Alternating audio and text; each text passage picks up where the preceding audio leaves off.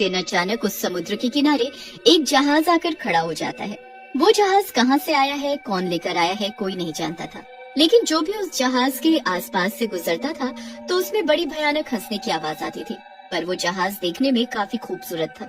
लोग उसमें से आ रही हंसी को अनदेखा कर देते थे। वो एक भूतिया जहाज था। ये जहाज कितना सुंदर है ना संदीप। काश हम लोगों को इसमें एक बार सैर का मौका मिल जाता। समुद्र का एक चक्कर लगा लेते और ये जहाज भी घूम लेती। हाँ, सही कह रहे हो। लेकिन हमारी ऐसी किस्मत कहाँ जो हमें इस जहाज में घूमने को मिले। तभी वहाँ पर शेखर आ जाता है और उनकी बातों को सुनकर बोलता है, क्या तुम दोनों इस नए जहाज के बारे में बात कर रहे हो? तो मैं तुम्हें बता दूं कि मौका मिलना क्या चाहिए। मुझे तो वो मौका मिल गया है, वो भी पूरे परिवार के साथ। जैसे ही ये जहाज मिला, सरकार ने घोषित किया कि इस जहाज में कोई 100 भाग्यशाली परिवार जा सकते हैं। उसमें मेरा भी नाम आया। कितना भाग्यशाली हूँ मैं। भाग्यशाली। ये इतना भयानक हंस कौन रहा है? अरे कोई हंस नहीं रहा। सुनो, तुम्हें पता है अगर लोगों को इस जहाज में घूमना अच्छा लगा तो फिर इसकी टिकट लगने लगेगी और लोग इसमें घूमेंगे, जिससे सरकार को फायदा होगा। इसीलिए वो लोगों को फ्री में लेकर जा रही है। लेकिन ये जहाज कितनी देर तक घुमाएंगे और कब वापस आओगे तुम लोग? ये जहाज हमें पूरे दिन घुमाकर रात को अपने अपने घर छोड़ देगा। है ना कमाल की बात? तभी वहाँ रंजन भी आ जाता है और वो भी बताता है कि उसको भी जहाज में फ्री में घूमने का मौका मिला है। सुना तो मैंने भी कुछ ऐसा ही है। और जब हम दोनों को मौका मिला है तो क्यों ना देख भी लिया जाए। हाँ चलो, नए जहाज का आनंद उठाया जाए। इतना बोलकर शेखर और रंजन उस सुंदर जहाज में अपने परिवार के साथ चढ़ जाते हैं। उन्हीं के शहर का एक आदमी होता है जिसका नाम भोला है। वो उनको ऐसे जाते देख जलता है। जाने क्यों हमेशा इन्हीं लोगों की किस्मत खुलती है। हम तो ऐसे हैं जिसके साथ कभी कुछ अच्छा हो ही नहीं सकता। खैर, पहली बार आ सही, क्या पता कल मेरा भी नंबर आ जाए। अरे भोला, सबकी अपनी किस्मत है। जाने दो, जो जहाँ जा रहे हैं। तुम मेरे साथ घर चलो। ऐसे ही बड़बड़ाता हुआ भोला अपने घर की तरफ चल देता है। शेखर और रंजन जैसे ही जहाज में घुसते हैं तो देखते हैं कि वो अंदर से बहुत ही सुंदर है। हमने जितना उम्मीद किया था उससे भी खूबसूरत है ये जहाज तो। अब आएगा असली मजा। शेखर, रंजन और बाकी सब लोग बस जहाज पर मजे से घूम रहे होते हैं। तभी शाम हो जाती है और उनके घर लौटने का समय हो जाता है। मेरा तो मन ही नहीं कर रहा है घर जाने का। ऐसा लग रहा है यहीं रुक जाता। ये बात तो तुम बिल्कुल सही कह रहे हो। ये जहाज है ही ऐसा। तभी अचानक वो जहाज बहुत तेज तेज हिलने लगता है और घर आने की जगह वो एक टापू की तरफ चल देता है। जो कैप्टन जहाज चला रहा था वो अचानक से एक भूत में बदल जाता है। अरे ये जहाज अपने आप कैसे चल रहा है? हमें तो घर जाना है, तो ये समुद्र के बीचों बीच क्यों जा रहा है? तभी भूतिया कैप्टन बहुत जोर जोर से हंसने लगता है। अपने आप नहीं, मैं लेके जा रहा हूँ और ये जहाज मेरी मर्जी से चलता है। मैं जहाँ लेके जाऊंगा ये वहीं जाएगा। तुम सब इस जहाज पर घूमने आए हो। वो एक भूतिया जहाज है जो सालों पहले समुद्र के बीचों बीच डूब गया था। और सिर्फ मैं ही नहीं, मेरे साथ हजारों लोग भी डूब के मर गए थे। सबने बहुत चिल्लाया था कि हमारी मदद करो, लेकिन कोई मदद के लिए नहीं आया। तो अब बदला तो बनता है ना। अब तुम सब डूबोगे जैसे मैं डूबा था इस भूतिया जहाज में। ये हमने क्या कर डाला? इतनी बड़ी गलती हो गई और अब हम पूरे परिवार के साथ मारे जाएंगे। भूतिया जहाज बहुत तेज तेज हिलने के साथ साथ एक एक इंसान को समुद्र के बीचों बीच फेंकता जाता है, जिससे सारे इंसान मरने लगते हैं। उसमें शेखर और रमन भी मारे जाते हैं। कितना मजा आ रहा है सबकी चीखें सुनकर। इतना सुकून मिल रहा है। ऐसे ही मैं इस पूरे शहर को मार डालूंगा।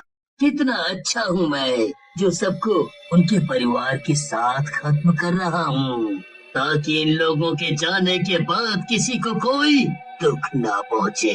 जब सब साथ में ही मरेंगे तो कोई रोने वाला पीछे से बचेगा ही नहीं। अगली सुबह जहाज फिर से वहीं जाकर लग जाता है। देख संदीप, फिर से वो जहाज आकर यहीं पर लग गया। शेखर से जाकर पूछना पड़ेगा कि उसको कैसा लगा, फिर हम भी कभी घूम आएंगे। संदीप और पंकज शेखर के घर चले जाते हैं, लेकिन वहाँ पर अभी भी ताला लगा होता है। अरे ये शेखर सुबह सुबह कहाँ चला गया? अभी तो आया होगा, ये तो इतनी जल्दी कहाँ घूमने निकल गया? चल जाने दे, कल पूछ लेंगे। इतना बोलकर संदीप और पंकज शेखर के घर से निकल ही रहे होते हैं, तभी उन्हें याद आता है। फिर रमन भी तो गया था, उससे पूछाते हैं, उसको भी तो पता होगा कि जहाज कैसा है और उसमें घूमने में क्या मजा आता है। फिर दोनों रमन के घर जाते हैं, पर वहाँ भी ताला लगा ही मिलता है। ये क्या हो रहा है? जहाज ने तो सुबह ही उतार दिया होगा, तो ये अभी तक पहुँचे क्यों नहीं? चल शहर में थोड़ा घूम के आते हैं। वो शहर में घूमते हैं तो उनको अलग अलग जगहों पर ताला दिखाई देता है। संदीप भाई, मुझे तो कुछ गड़बड़ लग रही है। जितने भी लोग उस जहाज पर गए आज वापस नहीं आए, और वो जहाज तो वापस आ गया है। वो दोनों जाकर आसपास सब जगह पता करते हैं तो पता चलता है कि जो कैप्टन उस जहाज पर जाने वाला था वो तो गया ही नहीं था। जब कैप्टन ही नहीं गया था तो बिना कैप्टन जहाज कैसे चल सकता है? जरूर कुछ गड़बड़ है। संदीप, कुछ बहुत गलत हुआ है, मुझे ऐसा लग रहा है, वरना एक साथ इतने सारे लोग गायब कैसे हो सकते हैं? तू बता। अगली सुबह एक बार फिर से पता चलता है कि वही जहाज एक बार फिर से सबको फ्री में सफर कराने वाला है, जिसे सुनकर भोला बहुत खुश हो जाता है और जाने का फैसला करता है। अब तो मैं भी घुमाऊंगा इस जहाज में। लेकिन ये खबर सुनकर संदीप और पंकज को कुछ समझ नहीं आता। संदीप, तुम्हें क्या लगता है, हमें भी इस बार जाना चाहिए? समझ नहीं आ रहा, लेकिन अगर हम गए और कुछ हो गया तो हम क्या करेंगे? ऐसे तो ना हम बच पाएंगे, ना हम लोगों को बचा पाएंगे। क्यों ना एक दूसरी नाव लेकर हम इस जहाज का पीछा करें और देखें कि इसमें होता क्या है। हाँ, लेकिन हम वहाँ पे अगर कुछ होगा भी तो लोगों को कैसे बचाएंगे? उसके लिए मेरे पास एक तरकीब है। बस मैं जो सामान कह रहा हूँ तुम वो इकट्ठा कर लो, साथ ले जाने के लिए। चलो, हमें बहुत तैयारी करनी है, वरना ऐसे हम अकेले उसका कुछ नहीं कर पाएंगे। हाँ, जल्दी बाजार चलते हैं और सामान ले आते हैं। संदीप और पंकज बाजार जाकर सारा सामान ले आते हैं और फिर जहाज के निकलते ही उसके पीछे चल देते हैं। शाम तक तो जहाज ठीक से चल रहा होता है, लेकिन शाम होते ही वो फिर से काले जहाज में बदल जाता है, जिसे देखकर संदीप और पंकज भी बहुत डर जाते हैं।